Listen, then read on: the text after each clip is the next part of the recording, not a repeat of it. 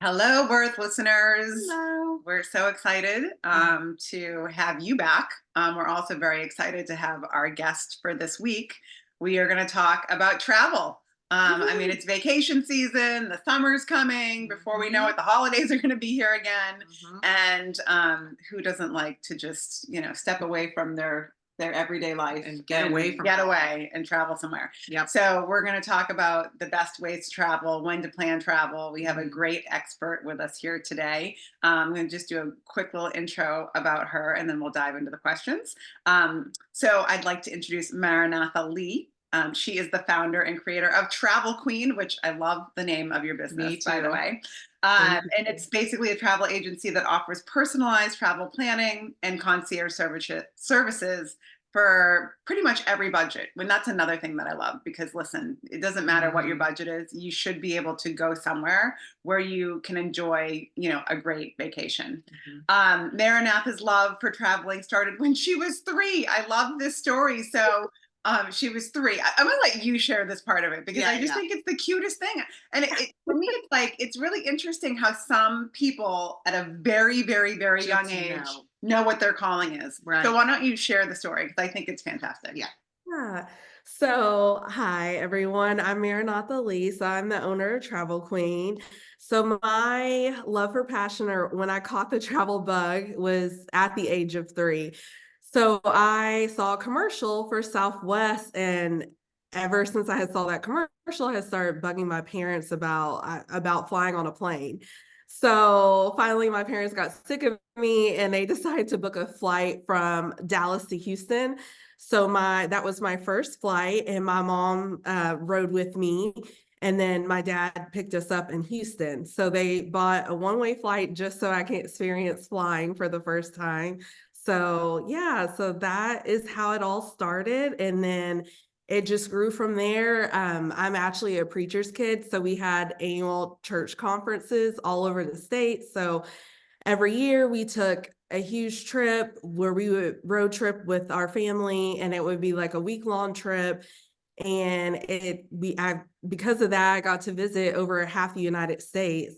And so once I got older, I started planning my own trips and taking cruises and then going to Europe. And so it just grew from there. And here we are.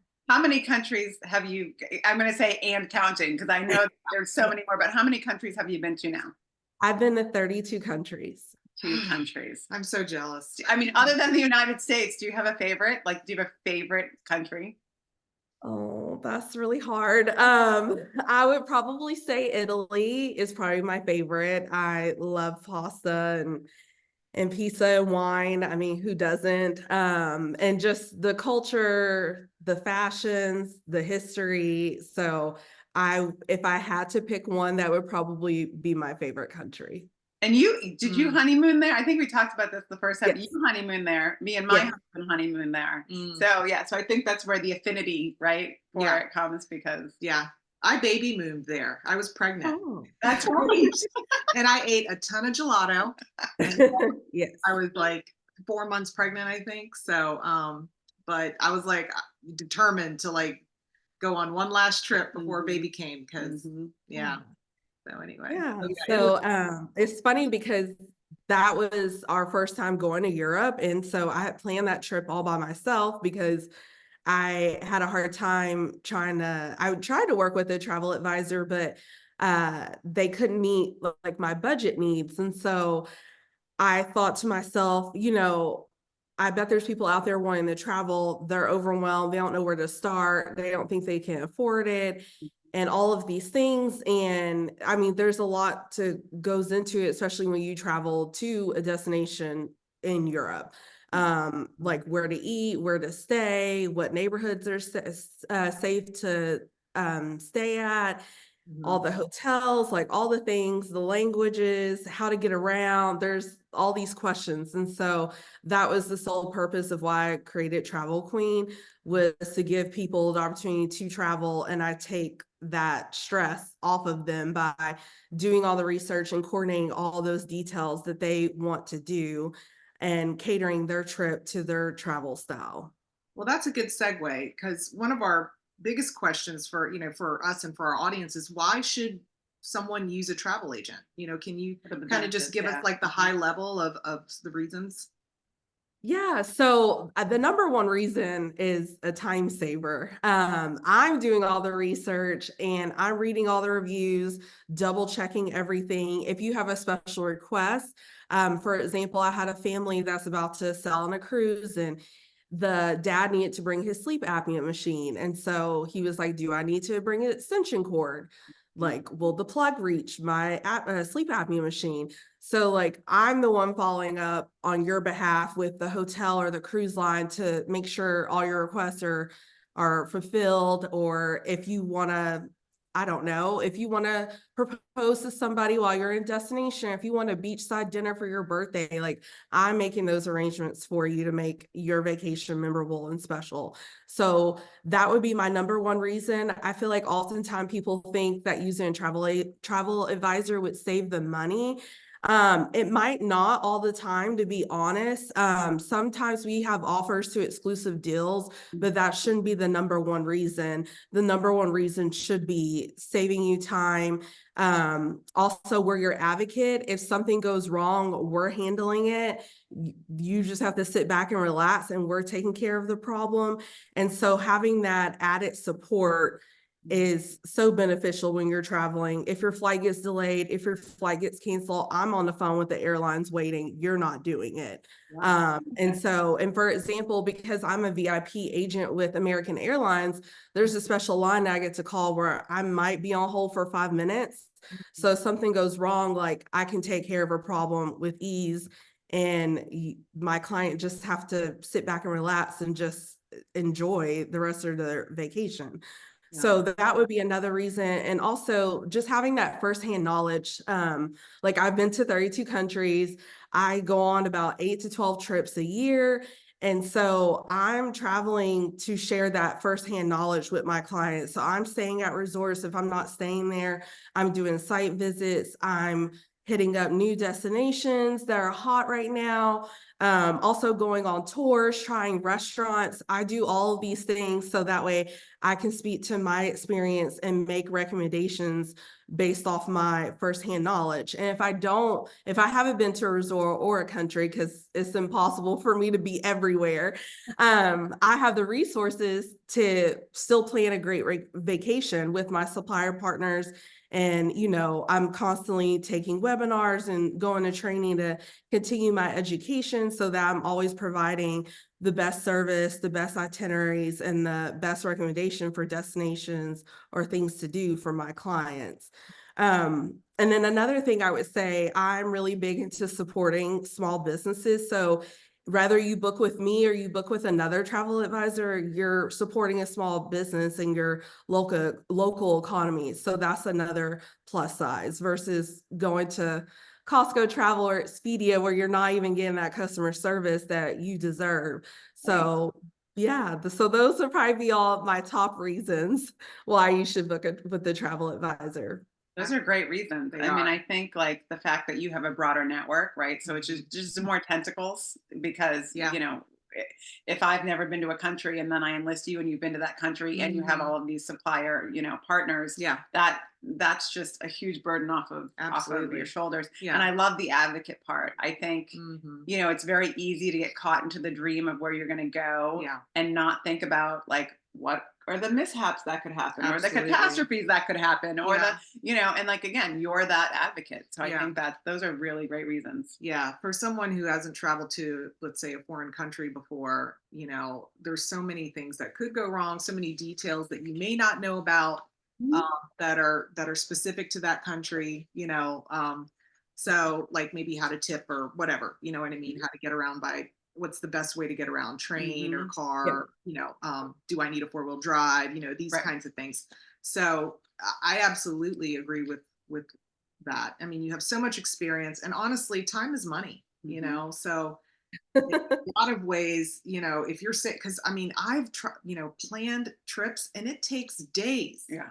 I mean, days, because I'm the person doing it, you know, and Yes. it can be exhausting and frustrating, and because you're like looking for the best price, and you know, Mhm. and Yeah. I'm not an expert at booking airfare, so I'm constantly looking at like 5 different um airlines to find the right price. And, Google can help with that a little bit, Yeah. but there's so many nuances, that you need to think about. And if you're trying to save a couple of $1,000s, somebody in with your experience can help you get there faster, right? Yes. So, And not only that, I mean, when you are traveling to a different country, more than likely you're going to have a layover unless you just live in a great hub with nonstop flights. And so when you do have a layover, like I always try to make sure my clients have enough time that if they need to go through customs, grab their bag and go through the process again, especially when you're entering back in the States, or let's say you're going to Paris, but your first layover is in London.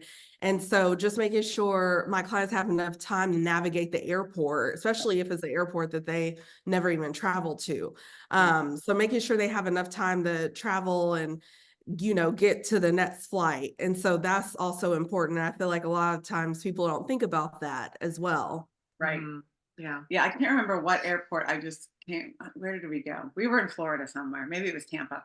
But it was like you had to take a tram to get from like one, sometimes people don't understand that. There Yes. might be a train ride Like involved. you have to in get there literally 3 hours before, Yeah, right? yeah, Just so that you can prepare yourself for all of this, Yeah. because if you're Yeah. new to all of it, it can be overwhelming. And every Yeah.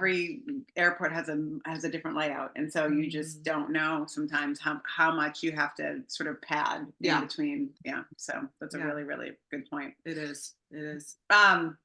Okay, so we're like in the throes of spring break. We chatted about this a little bit on our introductory call. Oh, sorry, my dog is having a moment with us. Mowgli. Mowgli.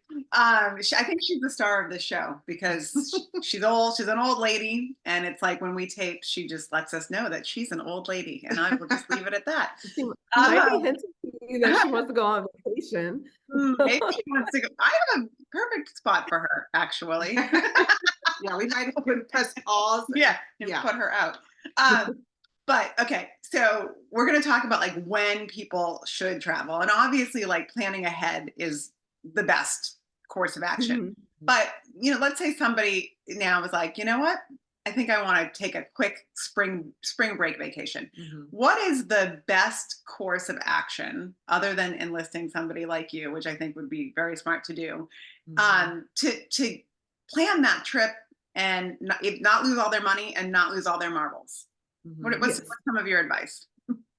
I would say for last minute travel is lowering your expectations. Like, don't get your hopes up that you can pick any resort that you want to stay Right. at. And if you want like an oceanfront suite, so lowering your expectations and being flexible will probably be my number one tip. And being flexible means being flexible with your dates, especially when you're doing last minute travel.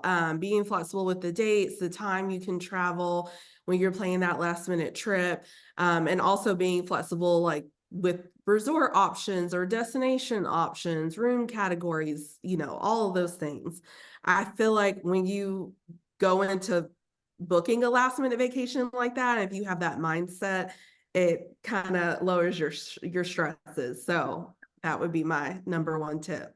Well, so, another thing people could do, I guess, is drive to their destination. Could you help them, find a really cool place to drive that's within, let's say, a 5 hour or 6 hour drive? That's not too difficult to Yeah, navigate. yeah. I can certainly help with that too. Yeah, and there's lots of great places that are in the US that you can drive to. Me being in Dallas and Texas, that one of the great places in Texas is hill country. So it's like our little Napa Valley, if you say, but in Texas. And so that's a great location to drive to. And then, just depending on where you live, I know a lot of Texans, they drive in the summer to Florida. They love the 30A area. So that's a great place to drive to and make kind of like a road trip out of it. And also, I mean, this 30A Florida is some of the best beaches in the States, and in my opinion. So 30A. What is that exactly? 30A is a highway. And so basically it's all the little towns along that area. So Rosemary Beach, Watercolor, Is that the oh, Panhandle? Is that like the the panhandle of Florida? I think so. I'm like, I feel like I need to look at a map. I know. Because I have Uh, like, but these are the places that I'd like to know about, because I actually love Florida. I've been there mhm. times with our family and always like curious to like where to go, and we mainly fly into like Fort Lauderdale or Miami and then just kind of go from Yeah, there. same. Yeah, so you can actually fly into what is it? I'm losing my thought. It's Panama City. Yeah, yeah, yeah, yeah. That's Mhm. like Panhandle, right, Maya? I don't know. I think so. Yeah, I want to say Yeah, it is. I feel like I need to look up a map of Florida right now. I know. I should But yeah, so we flew there. Some people do drive, but you can fly. It's actually like a really short flight from Yeah, Dallas is like 2 hours. So a yeah, lot of people do drive because a lot of people want to, especially if you have kids, they want to bring all the things and their beach chairs and the toys and all those things. But it's funny when we stayed in a rental property, me and my husband, the place that we actually stayed was great for families too, because they had the bunk beds and they actually had beach chairs and the toys. So a family actually didn't have to like bring all those things with them because it was there at the property. But yeah, so it's a great destination for people that want to drive or fly or stay in the States. It's become really popular with groups. A lot of like bachelorette parties are going there. It's great for families, couples. There's lots of things to do besides the beach. You can go kayaking. There's also great restaurants there. So it's one of my favorite places in the States to visit for a great beach. that's cool. You Yeah. mentioned rental homes. So can you also help people find like say a vacation home if they prefer to stay there versus a resort? Yes, I can. It's not my preference because I feel more comfortable when my client stays at a hotel or resort that I have a connection to because if something goes wrong, it's easier for me to call the resort because especially like I'm building those connections and making those relationships. So I may know the resort manager, the concierge manager. So if something happens, like I can, call them in 2 seconds Yeah. and take care of the problem. But it's kind of harder to do that when I'm booking like a home because you might not necessarily be in touch with the owner. It might be a property management company. And then you hear all the horror stories with Airbnb. So it's just not my preference because my client's safety is really important to me as well as just their expectations for the trip. I want them to have a great trip, and every trip may not be perfect, whether if your flight got delayed or something happened or if you got sick.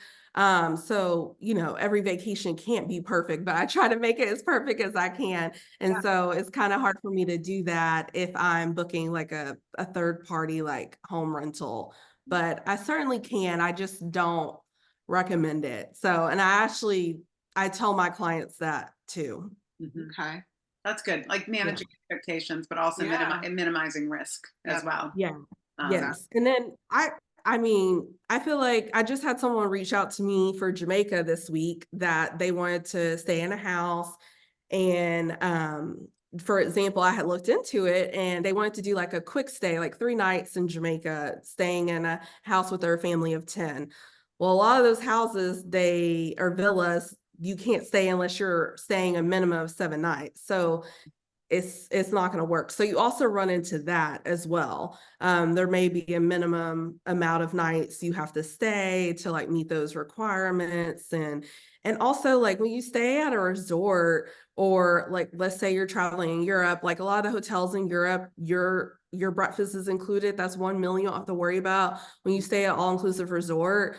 I mean, you have the choice of staying at the resort. If you want to venture out and do excursions, you can, but you have the ease of staying at a resort where your entertainment's there, day and night activities, your food accommodations is there, breakfast, lunch, and dinner. You can have a snack, all the drinks you want. And so just having that convenience, because I mean, when you're on vacation, you don't want to think about, everyday things that you would normally think about, like cooking. Like, who wants to cook on vacation? So that's another reason why. I know. And everyone's different. Everyone's travel style is different. So, we're used to getting, let's say, like, we go to the Outer Banks every summer and we always get a house because that's kind of what they're known for, right? Mhm. Yeah. But I go with another family and we'll cook half the week. But I get what you're saying because sometimes, Mhm. especially if you're traveling abroad and you just Yeah. want everything just done for you, Yeah.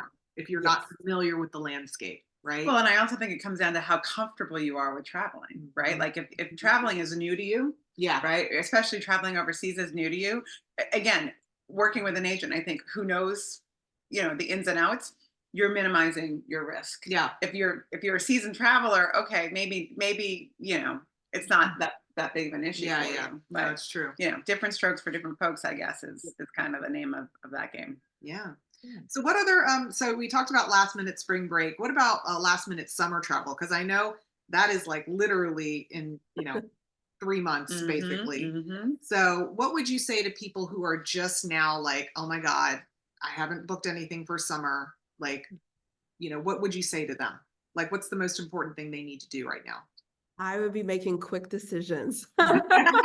So, for example, I was looking at Mexico last night for a family of three because the dad called me and he's like, we're trying to go somewhere in July. I'm stressed, overwhelmed. I don't even know where to start. I'm tired of researching this on my own. Yeah. And he was just like, I have a budget in mind. And I'm like, you can go to Mexico from Dallas and 3,500 for with a 7-year-old kid and, two parents. Yeah. And so, being flexible and with your dates and times. But when I was looking last night for his dates for the end of July, inventory was scarce. So my number one resort, for example, in Mexico that I recommend, they literally only had 2 room options available, just Wow. two. So, and I told him he was thinking about waiting a couple of weeks, and I'm like, you really don't need to do that. And I would be making a decision in the next week because the inventory is already scarce as it is. So Mm, yeah.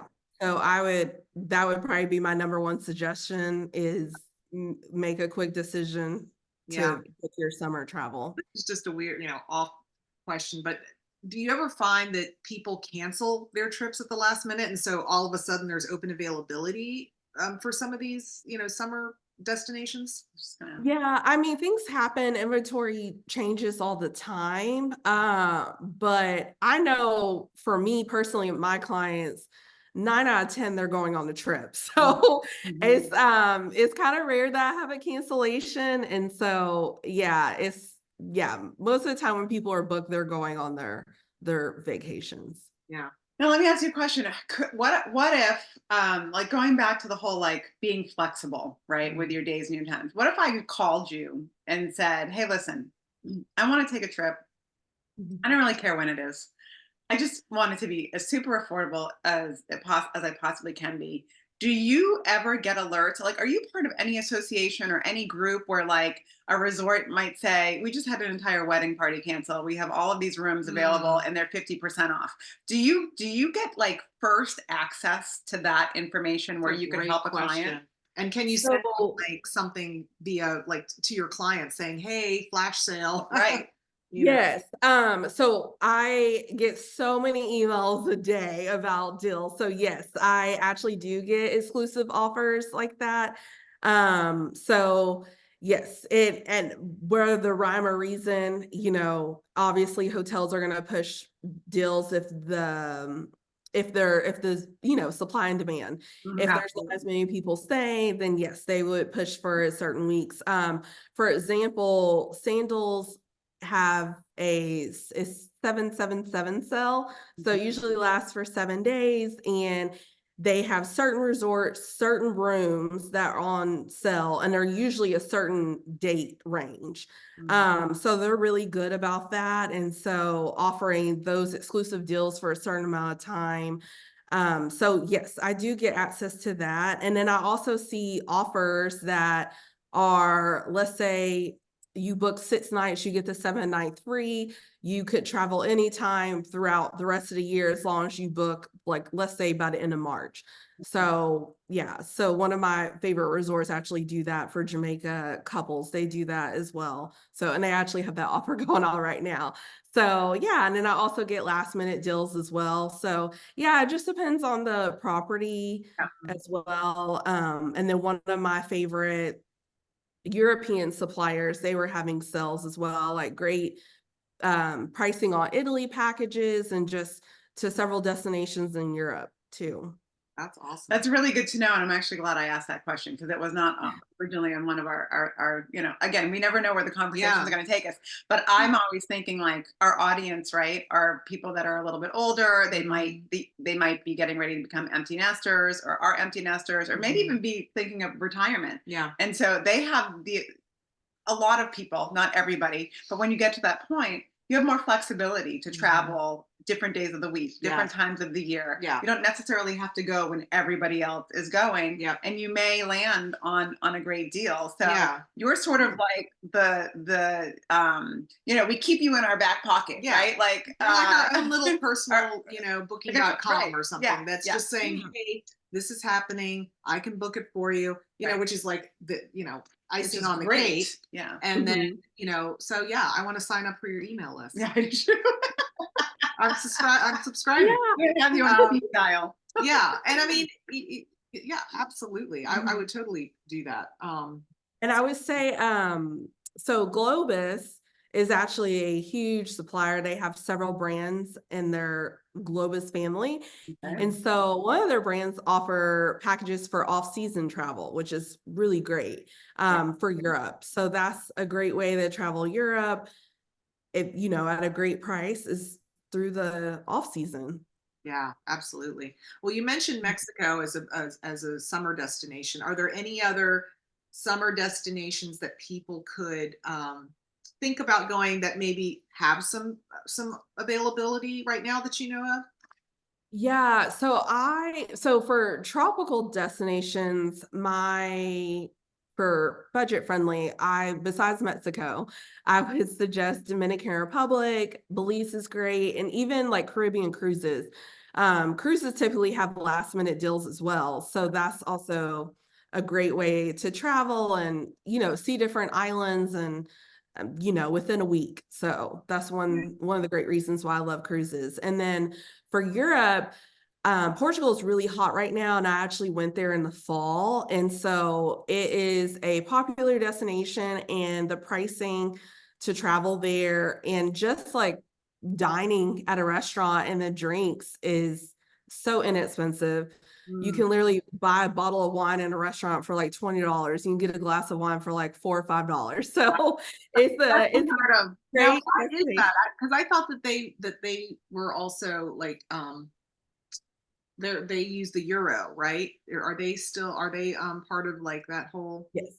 Okay. Yes, they use It's euro. still cheaper? Okay. Yes. So, and then besides Portugal, I would recommend Spain, Croatia, and then even Eastern Europe. So Vienna, Budapest, Prague, those are great cities to travel to in Europe at a discounted price or at inexpensive costs. Wow, that's awesome. So Spain as well, and you said Croatia, right? Yes. Which are both on my bucket I know, list. me too.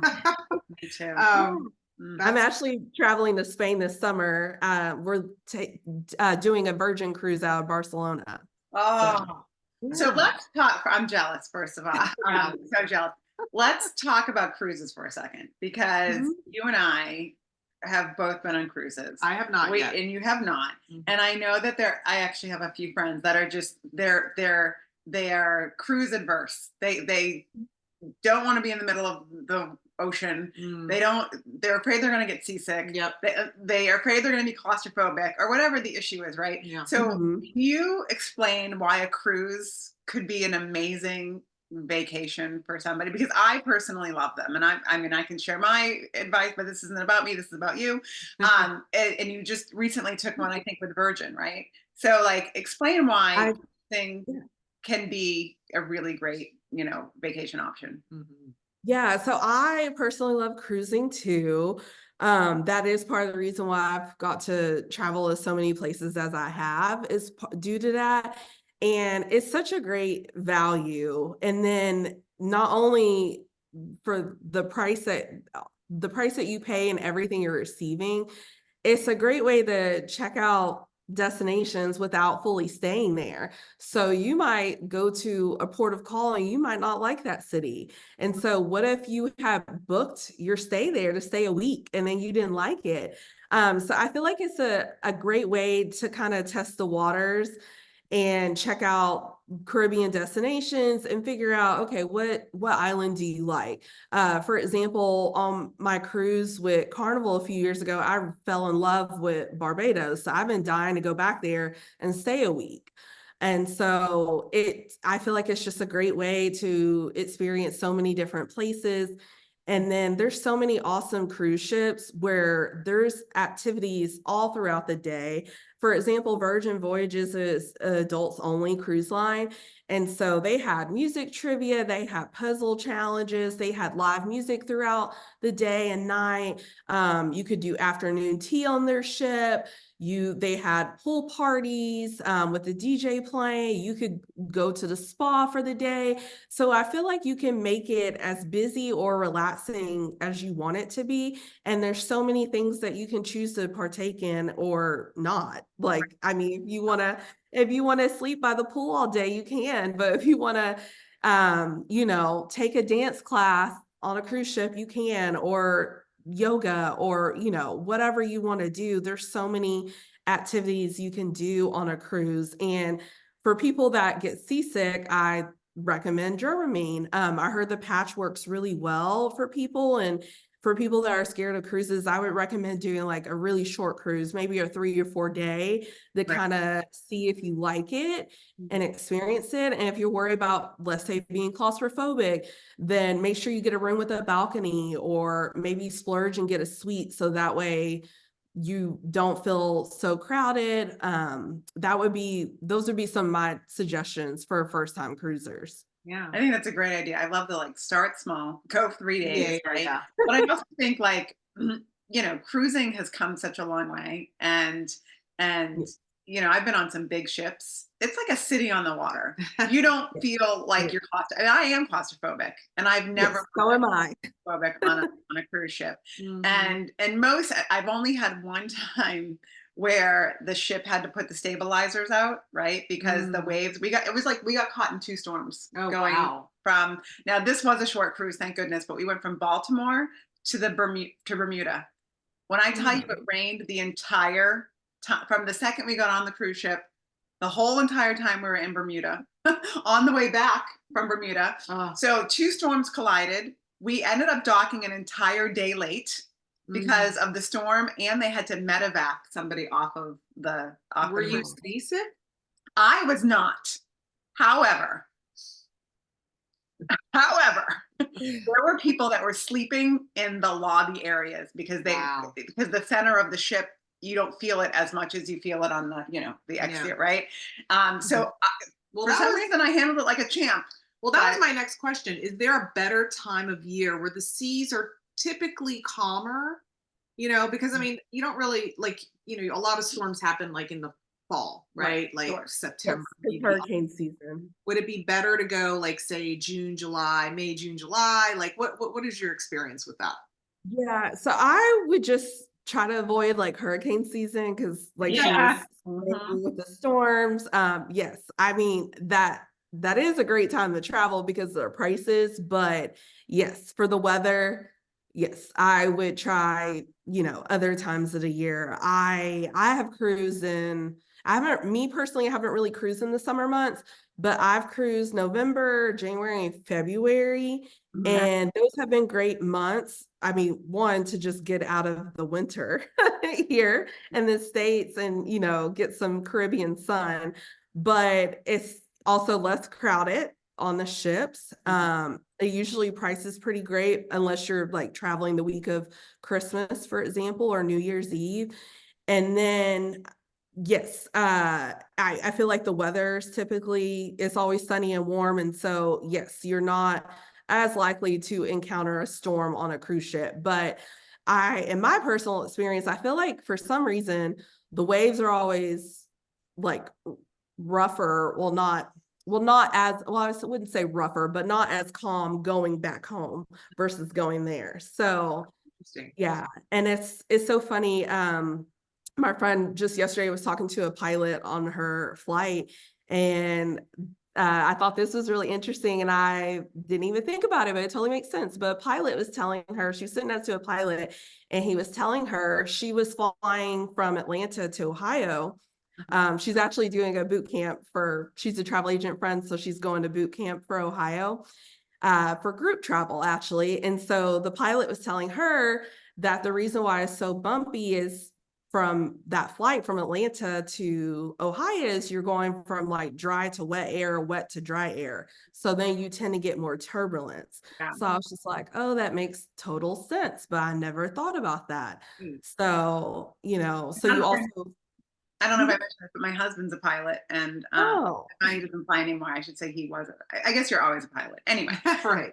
And he flew helicopters, but he was certified in fixed wing as well, and so he has flown a few planes. And he also said that some people think like when the weather is nicer and warmer, you don't feel as much turbulence. And he's like, that's absolutely wrong. Heat causes turbulence. Mm. So, it's not sometimes the wind or, Yeah. that because it's a horrible day. You could be flying on a beautifully sunny day, but if it's 90 degrees outside and, dry heat, like that's going to cause turbulence. And I was Interesting. totally that never registered with me. Yeah. yeah, so the weather, I mean, you just never know. Never So know. regardless if you're selling on a cruise or if you're flying to a destination, this Yeah. is what I always recommend to my clients to purchase travel insurance because you just never know. So if there was a horrible storm that came in, if you needed to, change the dates on your trip, you have that option. And I mean, travel is an investment and you want to protect your investment. And the best way to do that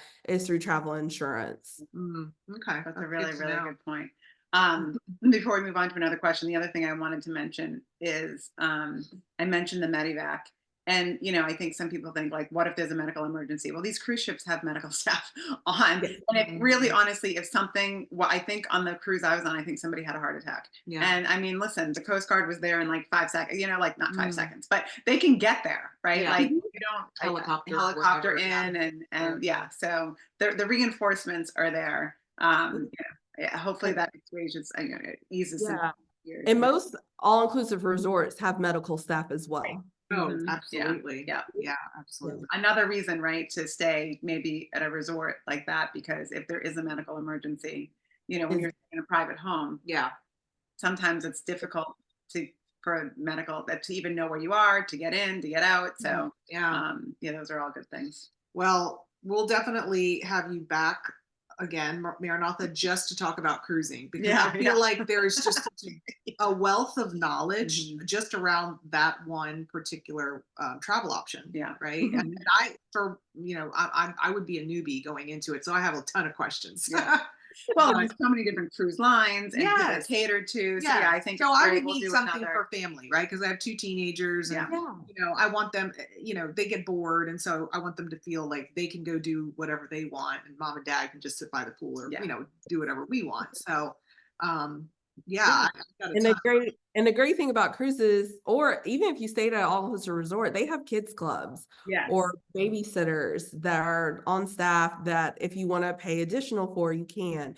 But on cruises and at all-inclusive resorts, the staff is planning activities for your kids. So no matter if they're a toddler or a teenager, there's going to be things for them to do as well to give you like some couple time. So Yeah, no, I think that that's so appealing to me because if we're just going to, let's say, Europe, you're not really getting that, because you're constantly together, So, That's right. so it's kind of nice that there are ways for everyone to go do whatever they want to do, and feel safe, right? yes, exactly. Are there any destinations that people should avoid in the summer? I know we talked about, a lot of the cool destinations that you would recommend for last minute options, but are there any ones that maybe especially this summer, avoid?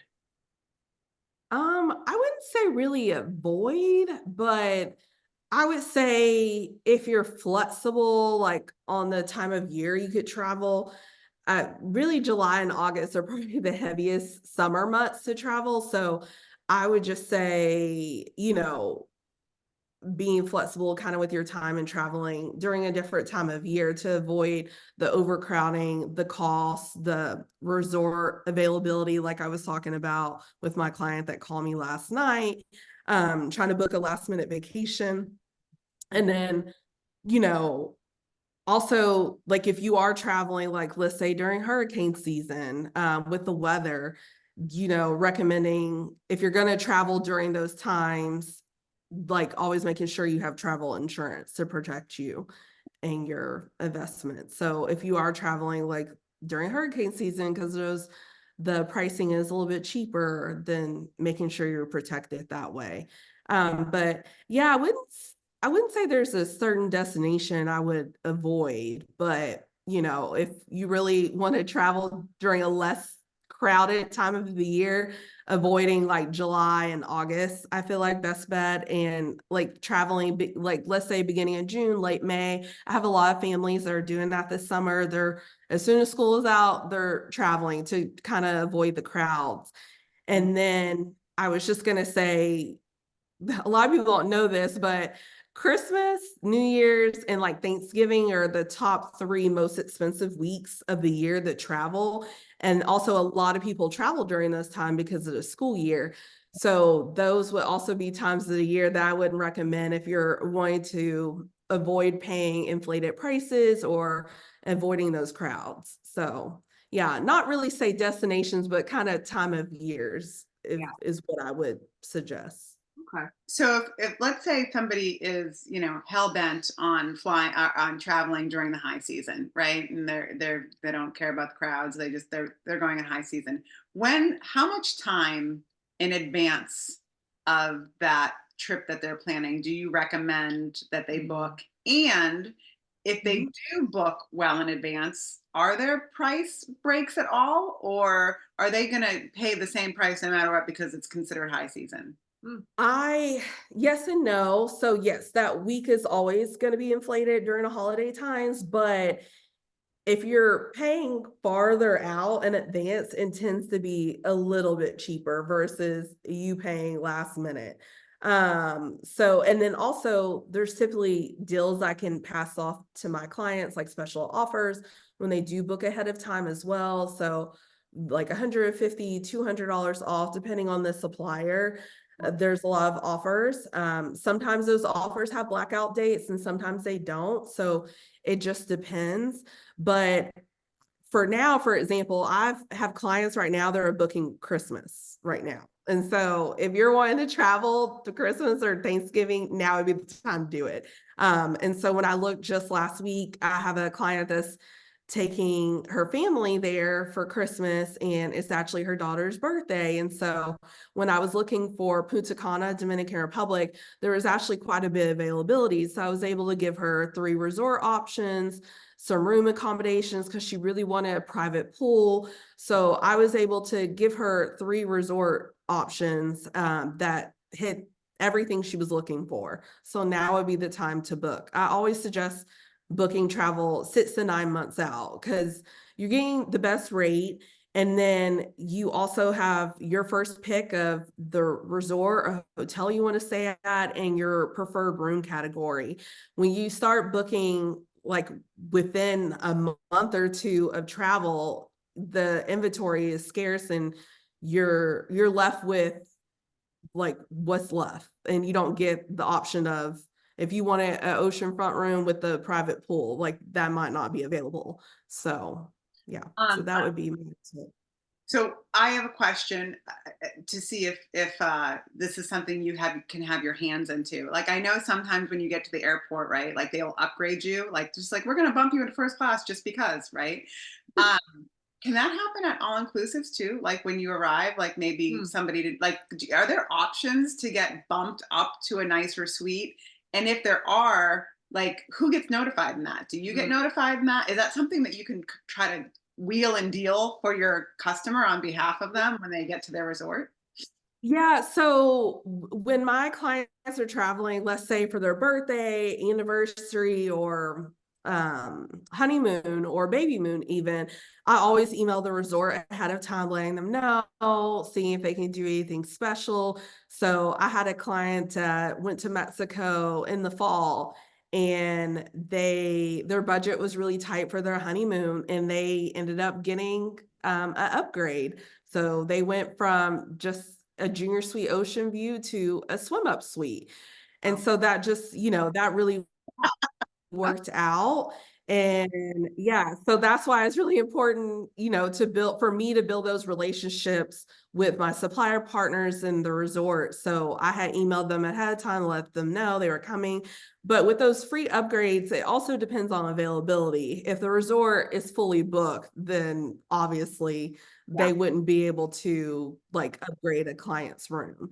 But yes, sometimes those happen. Or sometimes resorts, they might not do it complimentary, but they can give it to you as an option as like additional price.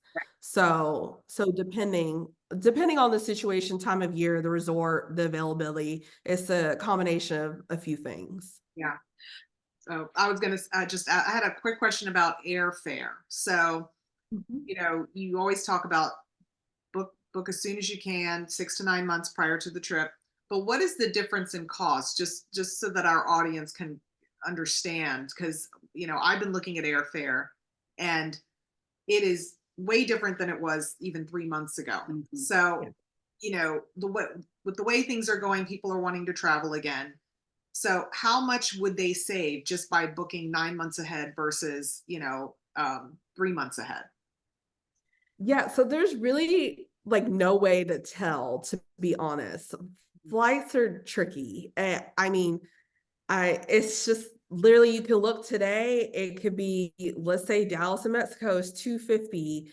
5 minutes from now or like the next day, it could be cheaper or lower. I mean, cheaper or higher. It's like really no rhyme or reason, to be honest. But I will say, I feel like when you do book farther out, it is a little bit cheaper.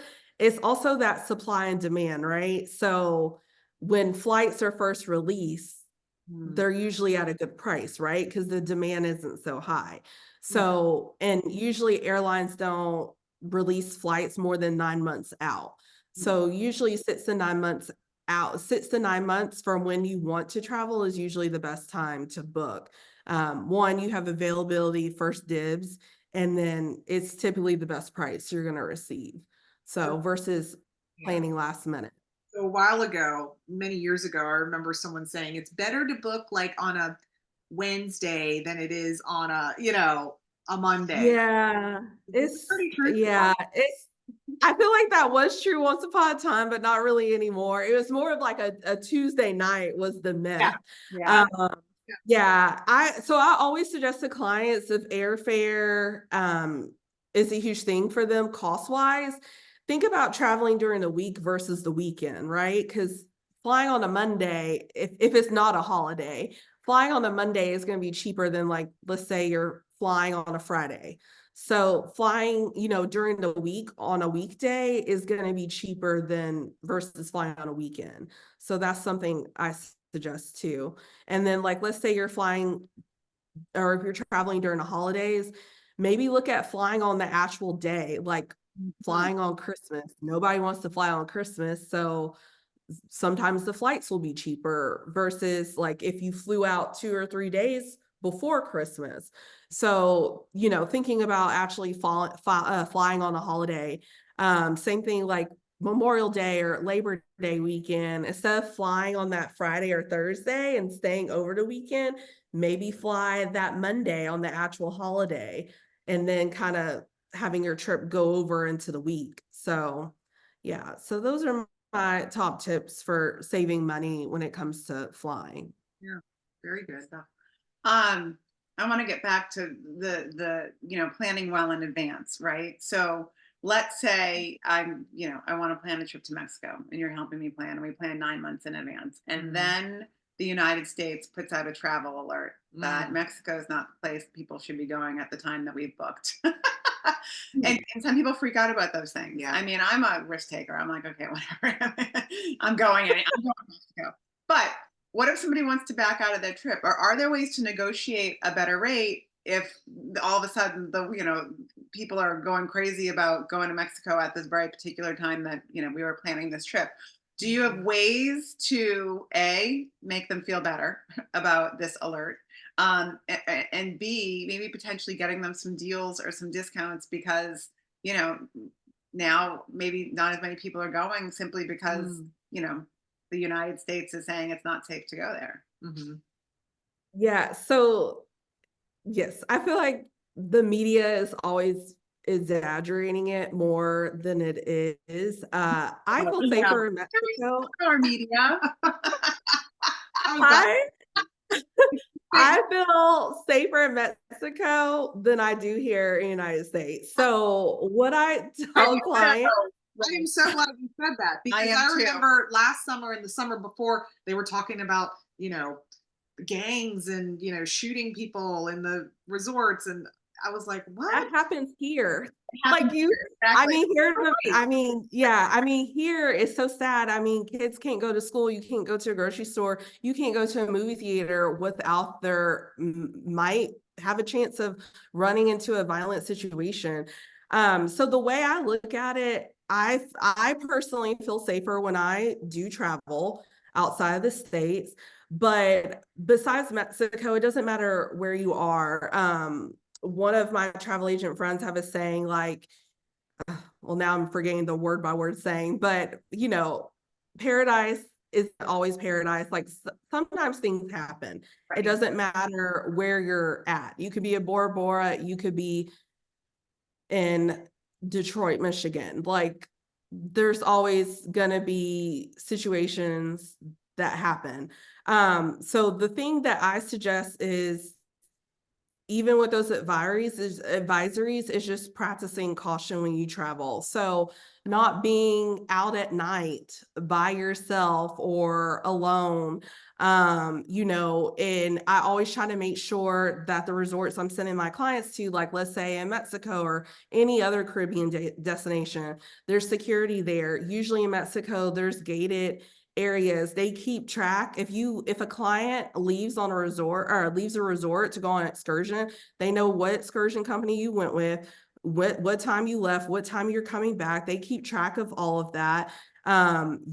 Nobody can just walk up and just walk into a resort. Like there's a gate you enter and a security guard is keeping track of who's coming in and out. So, that's another thing that I always tell clients to make them feel safe, but also not going out on your own. Like I try to book tours and excursions with companies I know and that is going to pick my clients up and drop them off.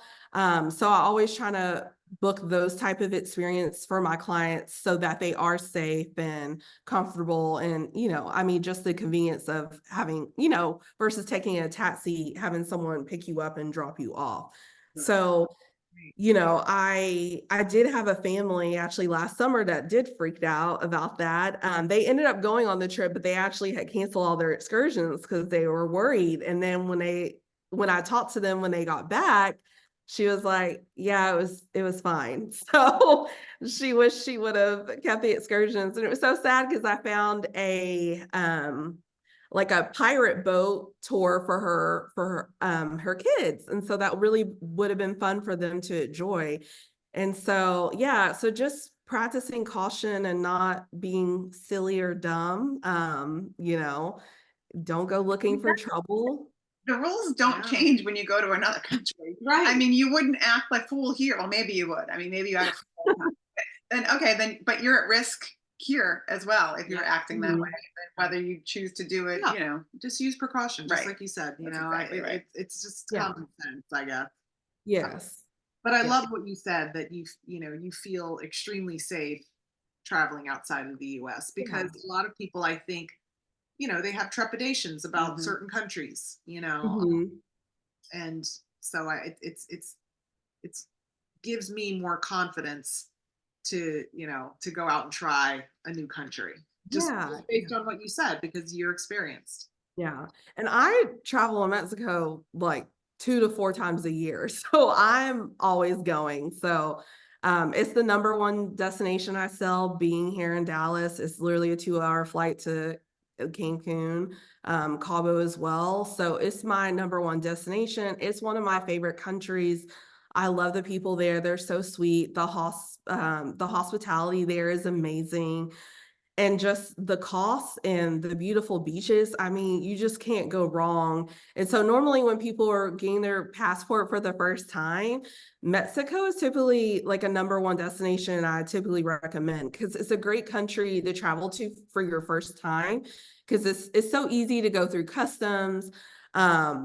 Like there's so many resort options that I can kind of cater to what my clients are looking for. So for example, if I have a client that is vegan or vegetarian, I know the perfect resort to send them to. If families, I know great resorts to send them to between toddlers or teenagers. They're going to have a great time. Honeymooners or couples that just want to get away from their kids for a weekend. Like I know great romantic resorts to send you to. It's my job to know that and to have these relationships and always be in the know. And so that's why traveling for me is important, to go to these resorts and have those relationships and kind of figure out what will work and what wouldn't work for my clients, because every resort, they all have their own personality. And so making sure I am matching that up with my client needs is number one for me. Yeah. Yeah. Speaking of passports, I was gonna say. how long roughly right now does it take to, are they even rushing passports right now, or like, It's a great time. It's like when I checked a couple weeks ago, it's like 6 weeks.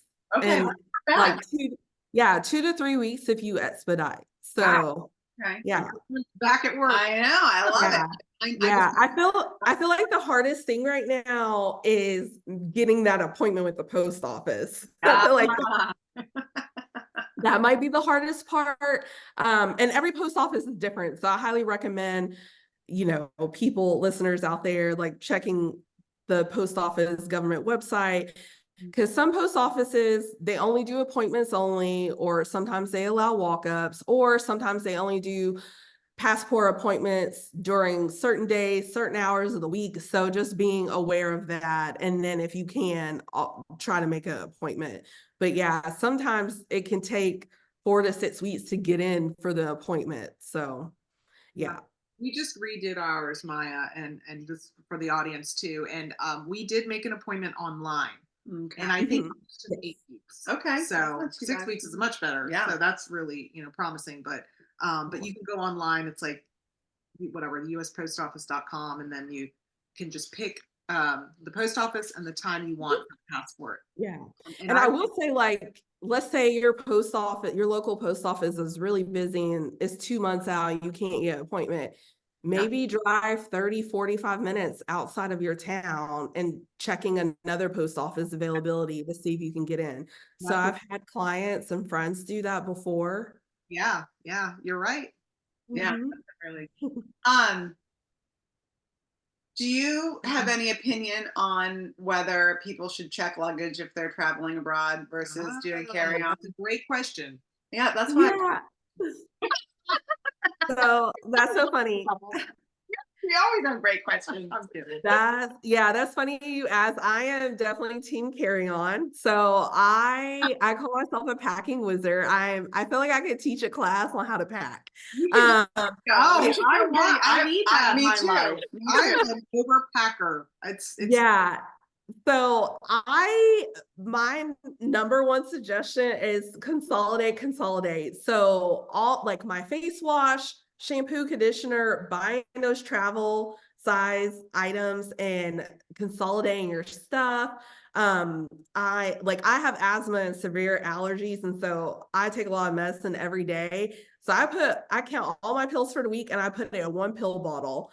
So I just try to consolidate as much as I can. I roll my clothes. I try not to overpack. So I typically will bring 1 or 2 extra outfits, however long the stay is, to try to minimize what I overpack, or to try to minimize overpacking, and kind of planning out what am I wearing. And so, for example, like we went to Portugal in the fall. We were gone, not it was supposed to be a 9-night trip. And I took a carry-on and a personal bag. So yeah, so depending on the type of trip, I try to stick to a carry-on. So I can, and usually depending on where I'm going to as well, but I try to do a carry-on. Now, if I'm going to Mexico, for example, or a Caribbean destination, and I'm staying, let's say a week, I'm probably more than likely checking a bag, because not only am I packing swimsuits, I'm also packing clothes. So, and I have to wear a new swimsuit every day. And so, yeah, so like so then I'm doubling my clothes. So if I'm staying a week, then in that case, I have to check a bag. And I'm also a scuba diver, so I have my own gear. So whenever I go on dive trips, or if I am diving on a trip, I'm taking all my scuba gear with me. So yeah, but it depends on the type of trip, but I'm definitely team carry on as much as possible. There's just such peace of mind. I used to be the girl that, like, my husband used to, oh my gosh, how he's still married to me. We'd get there, the bag would get on the scale, and it'd be like 65. Oh yeah. And then and then for this was a few years ago, I was traveling for business, and I was traveling all the time, and quick trips, 2-3 day trips. And I learned how to travel with a carry-on. Yeah. And it's very rare now that I check luggage. Yeah. There's just that you don't have to worry about your luggage being lost. You don't have to Yeah. worry about not getting to the destination when you get to the destination. Yeah. Also, just lugging. Yeah. Just lugging out of the terminal, Yeah. where it's anyway. Yeah. So I'm with you. Yeah. I'm team carry. So on the airline, I now, was just gonna suggest, if you do check a bag, I highly recommend getting an Apple tag or a tracking device. So if your luggage does get lost, you know exactly where it is. So I started traveling with the Apple tag probably a little over a year ago, when I swear it was like a brief few months where airlines was just losing travelers' luggage. And I was like, that cannot happen to me. So I highly suggest putting a tracking device in your luggage. Well, and then there was Yeah. that story. There was a woman that put a tracking device in her bag, and it ended up at, like, someone's house. Like, the delivery Oh, person. wow. Like, so it's you can Wow. you can be rest assured that it's actually going from point A to point B, and not C, D, E, and F, like along Yes, the road. exactly. Yeah. Yeah. And I always recommend, I used to be an overpacker, and my luggage was always over 50 pounds, always. So I've gotten much better with that, by just consolidating and taking 1 or 2 extra outfits and not 5 extra outfits. And so I always recommend weighing your bag, when you're at home, so you kind of know. And then, I always kind of, like, if I don't have a personal bag, I kind of make sure there's room in my personal bag, or I bring another empty bag. So if I do have to take stuff out of my suitcase, I put those items in my bag. So I kind of have a plan B, because sometimes your bag could be 2 or 3 pounds over, and sometimes the gate agent may just let you buy, or sometimes they do make you take things out of your bag. So just weighing your luggage and trying to figure out if you are overweight, and if you are coming up with the plan B, or trying to, minimize the things that you're packing before you get to the airport. Okay. Well, to add on to Maya's question, how so you can bring on a carry-on and then a personal item. Are those the only 2 things? They only allowed 2 things for you to carry on. So let's Yes. say the big, like, it could be your carry-on luggage, as well as, let's say, like a weekender bag that can. Yeah, like a weekender, a backpack, a tote, just Okay. making sure whatever airline you fly, that you're meeting those measurement requirements, because sometimes those can vary. Okay. So, All right. So um, bed, and then one under that you can stow under the seat. mhm, yes. That's good to know, because I'm always like, well, can I bring a purse and a tote and a carry-on? But I think you just need to have 2 people. You're trying to Two shoot people, for yeah. that. Because if you have a tote, a carry-on luggage, and then you have a purse, they're gonna stop you when you're entering the plane, they're gonna tell you you need to put your purse in your bag. Got So it. Yeah. mhm. Good to know. So I think we've got to wrap up here, but I want to mention here, I know you specialize in girls trips and in couples travel. And obviously our audience is mostly women. What are the hot spots for girls trips right now? And like, what are they growing in popularity? Like what, and why is it like the part of travel you love focusing on so much?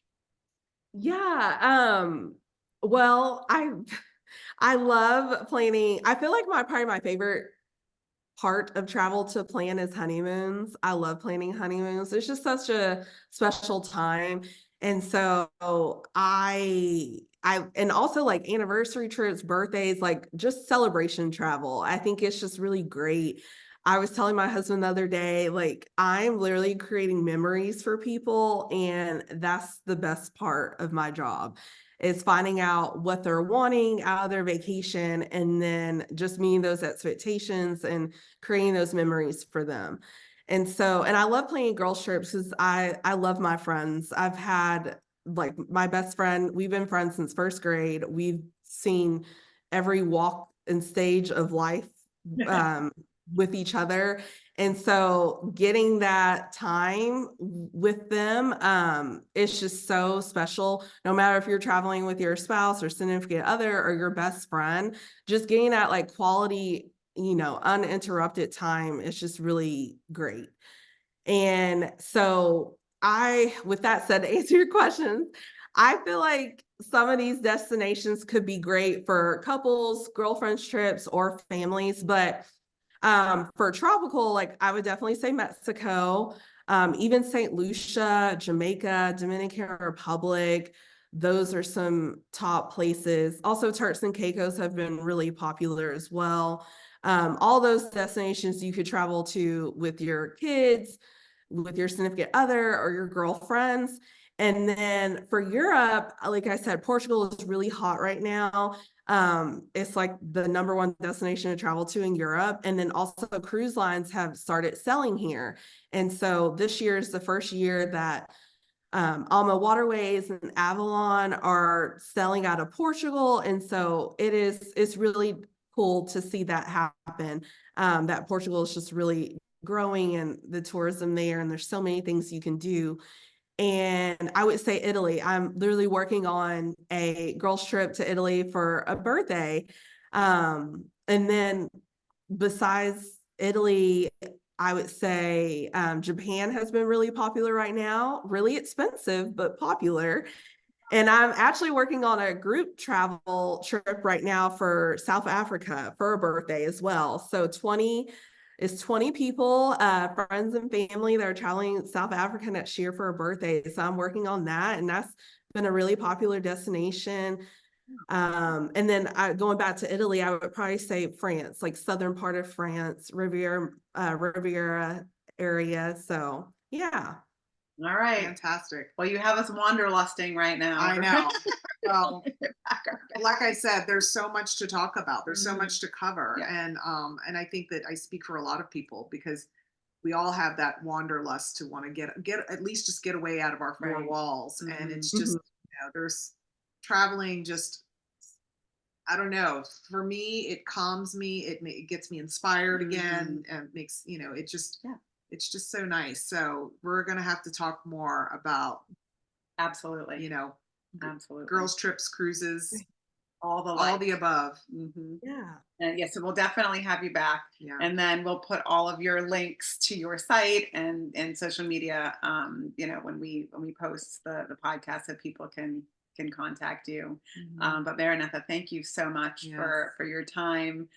You can tell you're very passionate about what you do. And so I think, your clients are very lucky to have you. And we look forward to being future clients. Oh, I'm definitely going to use you in the Mhm, future. mhm. I just need to figure out which We'll do a going. girls trip. We'll get a plan a girls trip. So. Yeah, yeah. And it's funny, so I'm actually hosting a girls trip in November to Mexico. So if the two of you want to come, I would be more than happy to have you join. All right. What part of Mexico are you going to? It's actually Isla Mujeres. So it's right outside of Cancun. You have to take a boat to get there. So the resort provided, it's a new resort and I'm super excited about it. It is 5-star luxury. Every room has a butler. The food looks amazing. So Send yeah. us the information. Yes, please. Yes, I will. I Right. will. Well, thank you so much. We really appreciate Yeah. it. And, you know, like I said, this will be a continued conversation. Yes. Yeah. Thank you, And Mariana. I just want to thank you both for having me and inviting me to talk about travel. I really appreciate it. So Our pleasure. Our pleasure. All right, Worth listeners, go book a trip. Go visit Maranatha's Go, that's website, exactly right. thetravelqueen.com. That's Is it the exactly- travelqueen.com? it's travelqueenusa.com. There you go. Thank you. TravelQueenUSA.com. And like I said, we'll have the link up as well. Yeah. So thank you so much. Thank you.